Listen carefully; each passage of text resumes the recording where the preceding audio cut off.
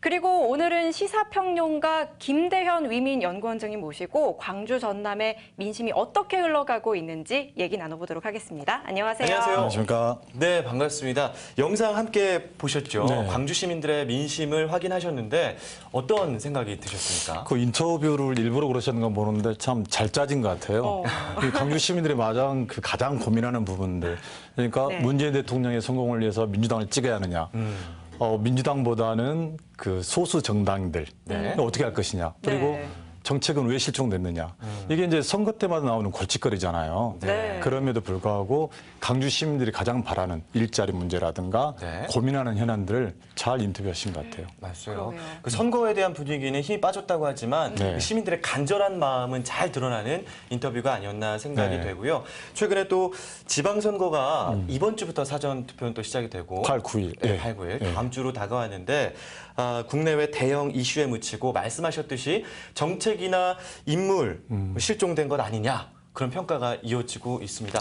근데 매번 선거에 이런 것 같아요. 지방선거 특히요. 이유가 어디 있을까요? 대통령 선거는 보통 80% 선거 투표율이 있고요. 그렇죠. 국회의원 선거 같은 경우는 70%. 네. 지방선거는 강주만 놓고 보면 40대 중후반. 그러니까 4년 전에만 이제 60%가량 됐는데요. 네. 네. 이렇게 낮은 이유가 뭐냐면 첫 번째는 뭐냐면 영남에서는 새누리 자유한국당, 네. 호남에서는 민주당.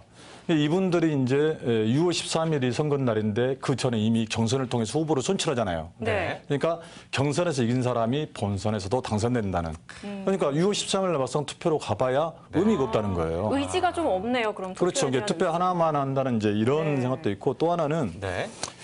그 후보자들이 너무 많아요.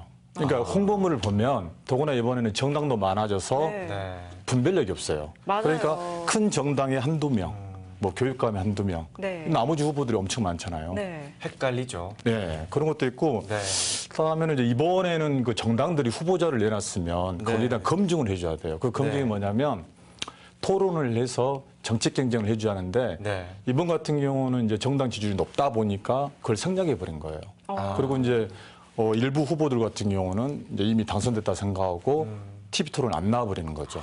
어쩌면 조금 안일한 자세라고 그러게요. 볼 수도 있을 것 같고요. 오만하다고 봐야죠. 네. 원래는 자신의 정책을 좀 알리고 난 이런 사람이다라고 대외적으로 알려야 하는 게 정상일 텐데 네. 오히려 그런 걸 꺼린다고 하니까 이게 선거가 이게 의아하네요. 뭐랄까요? 빡세단 표현보다 접전이 되면 네. 네. 먼저 TV 나올라 그러죠. 그런데 이미 이긴다고 생각하면 굳이 꼬투리 잡기 싫고 망신당하기 싫으니까 숨는 네. 거죠. 안정권이다 이런 네. 생각을 하나 봐요. 예전 같은 경우에는 그 정당의 지역성이 굉장히 강했잖아요. 네. 그래서 그 지역의 그 정당의 경선 공천만 통과하면 뭐 거의 뭐 당락이 당선이다. 그렇게 되니까 그러니까 6월 13일 날 실제적으로 투표로 간 사람들이 투표권이 박탈이 되는 거예요. 예를 들어서 네. 6월 13일까지 막 긴장되게 누굴 찔까 선택을 해야 네. 하는데 이미 정당이 후보를 결정을 해줘 버리는 거예요. 그래서 6월 13일이 그냥 노는 날.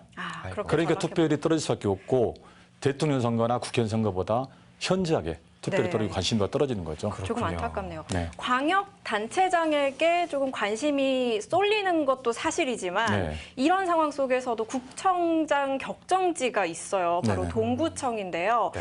어제는 바른미래당에서 민평당의 김성환 후보가 허위 사실을 공표했다라고 해서 고소를 했는데요.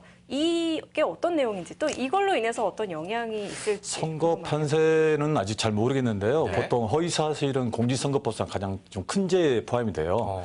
선거 이후에 논란이 되고 네. 이 짧은 기간에 이게 허위사실이 아니냐를 판가름할 수가 없잖아요. 네. 그래서 약간의 그 논란은 되겠지만 크게 영향을 미치지 않을 거다. 저는 이렇게 보입니다.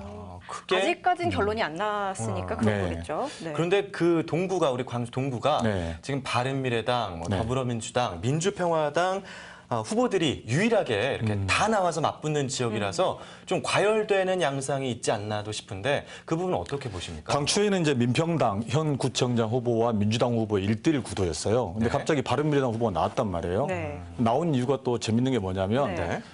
민평당을 떨어뜨리기 위해서 나온 거예요. 그러니까 민주당을 이기기 위해서 나온 게 아니라 네.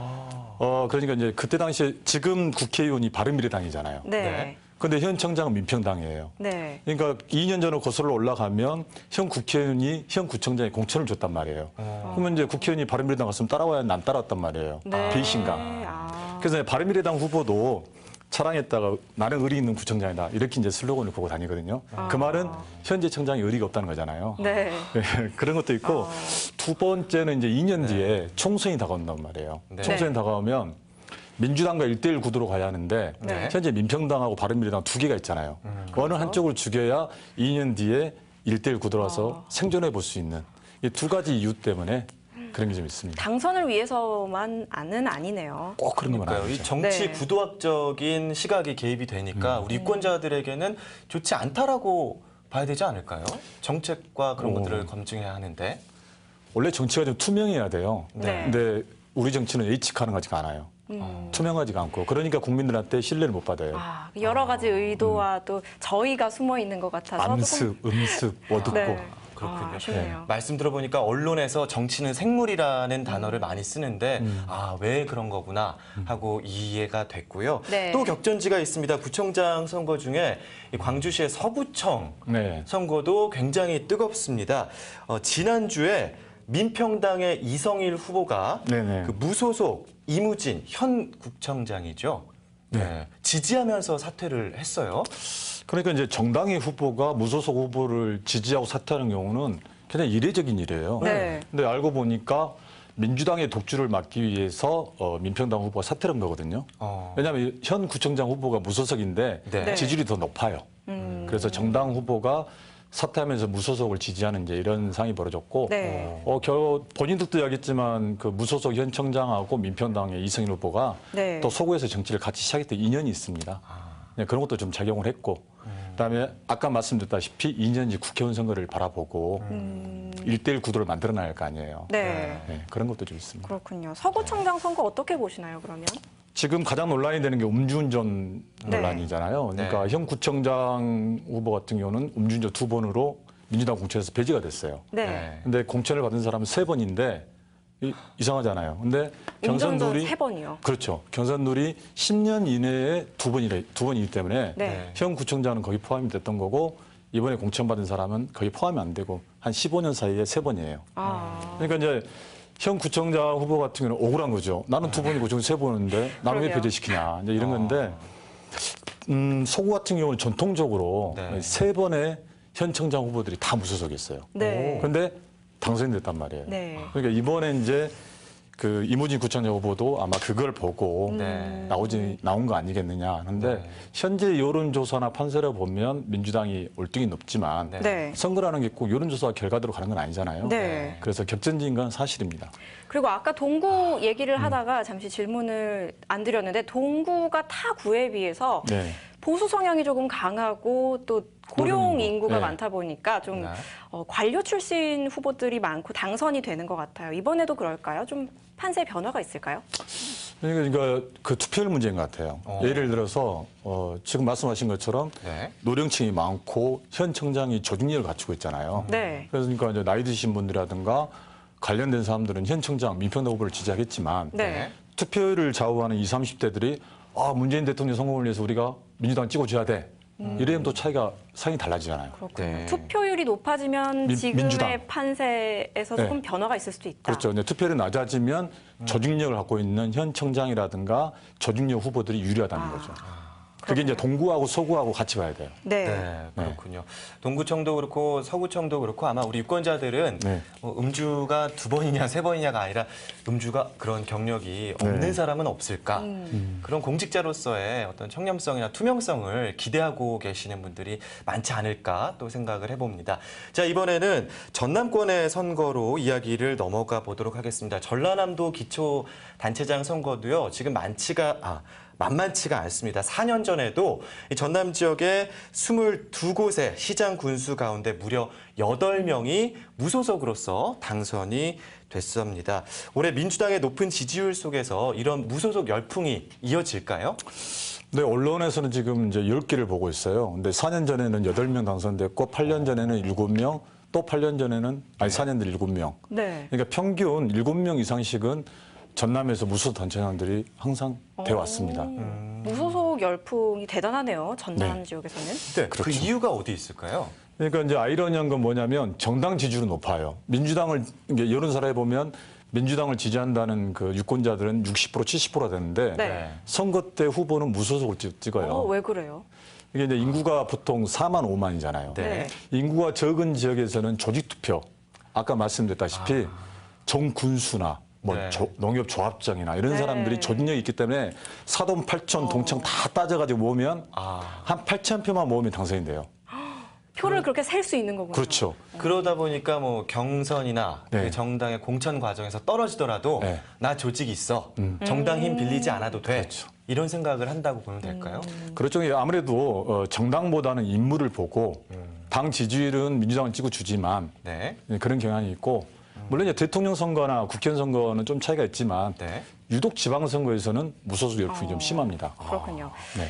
그리고 이번 선거에서는 민주 대 비민주의 대결이라는 얘기가 나오고 있어요. 네. 그래서 조금 다양한 목소리를 반영하기엔 좀 역부족이 아닌가라는 걱정도 있는데 어떻게 생각하세요? 이런 형상에 대해서요? 지방자치가 선거 시작된 이후 한 24년 동안 민주당이 독주한 건 사실입니다. 네. 좀 전에 말씀드린 것처럼 영남에서는 자유한국당, 네. 호남에서는 민주당. 그런데 그렇게 독점을 해왔던 지역이 지금 대구, 경북도 못 살아요. 강주도 못 살아요. 재정 그래요? 자립도가 지금 최하위잖아요. 네. 제가 10년 전에만 해도 전국 16개 강역시에서 꼴찌에서 두 번째였는데 이번에 보니까 완전 꼴찌예요. 그것도 평균에서 가반을 못 넘어요. 네. 그럼 뭐냐면 열심히 지지하고 우리가 네. 정말 몰표를 줬는데 네. 경제적으로 낙후되는 이런 현상들 이건 이제 시민 여러분들이 좀 깨달아야 돼요. 왜 대신에 그런 걸까요? 네, 대신에 충청도나 다른 지역 같은 경우는 이게 막 팽팽하잖아요. 네. 예산도 더 많이 따와요. 우는 아이 징징대면 먹을 거 주잖아요. 네. 근데 우리는 조건 없이 주다 보니까 경제적으로 낙후되는 거예요. 잡은 물고기에는 밥을 더 안 주는 거죠. 맞아요. 그러니까 그런 좀 게도 후보와 맞죠. 밀당도 좀 해야겠네요, 시민들이. 죽도 말듯 해야 하는데 네, 죽든 너무 말듯. 줘버리니까 맞아요. 뭐 투표율이 90%잖아요. 네. 뽑아놓고도 네. 그 이후에도 감시를 잘 해야 되고요. 네. 그런 것들이 있고 아무튼 독점 체제는 어쨌든 간 우리가 배웠잖아요. 민주주의 국가에서 독점은 좋지 않다. 네, 맞아요. 더구나 이번에 시장, 구청장, 시의원, 구의원까지 다 민주당이 돼버리면 네. 이것도 좀 재밌는 게 뭐냐면 시장이 어떤 정책 결정해요. 네. 이게 찬반을 해야 할 시의원들이 같은 민주당이에요. 네. 네. 낮에는 우리는 그런데 저녁에 만나면 형님 동생 하면서 네. 우리 뭐 남이가 하면서 또 네. 넘어간단 말이에요. 네. 이거 시민들이 결국 피해를 봐요. 네. 맞아요. 그러니까 반드시 네. 그 남태평양에서 고기를 잡을 때도 네. 그 고기가 딱 한국에 도착하잖아요. 네. 살아있어요.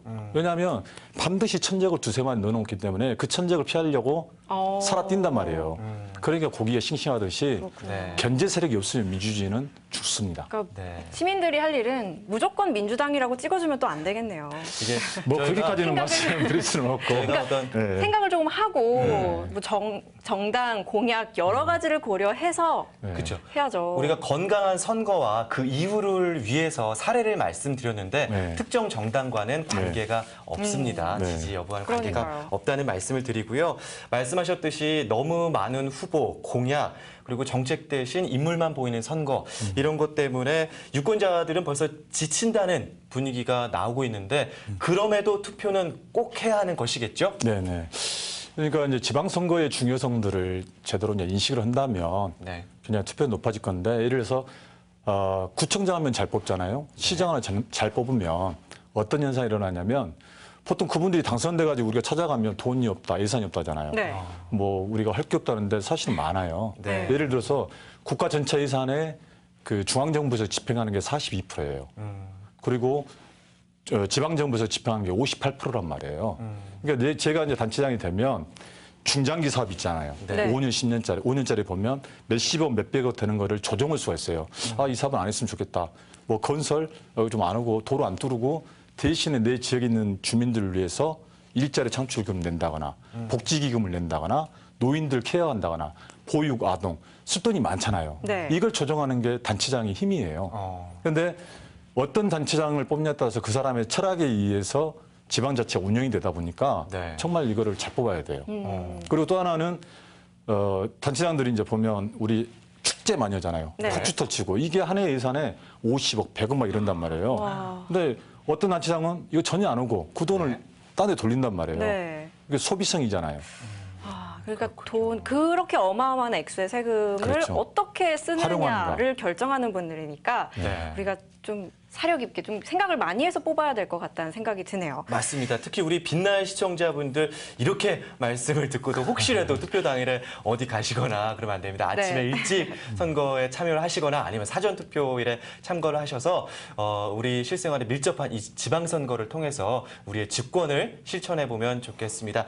오늘 시사평론가 김대현 위민연구원장과 함께 이야기 나눴습니다. 오늘 출연해 주셔서 고맙습니다. 감사합니다. 감사합니다.